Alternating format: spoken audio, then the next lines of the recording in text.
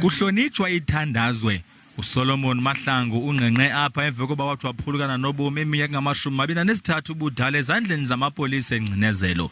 Ngoku ke ezinkokheli ze-ANC zithi kulixesha lokubana uluntu luqinisekise ngemigudu yokuqinisekisa okokuba umqela ushiya ngasemva lokaMahlangu uqhubela phambili nokuqaqamba.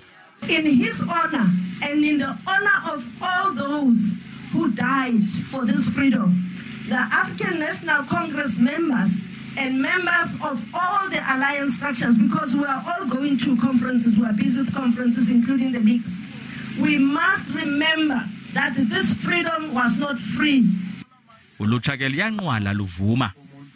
Just this past weekend, we had to justify the election of someone who is in court for a particular offense, and we had to stand for Comrade Gwen, and everyone was standing in front of the media justifying that action.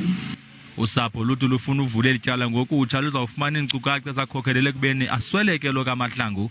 When we commemorate the spirit of Kgoshi, let us take perhaps the discipline that he had.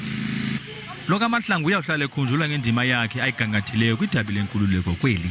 NdinguAbongile Dumako kwindaba ze-SABC ePitoli.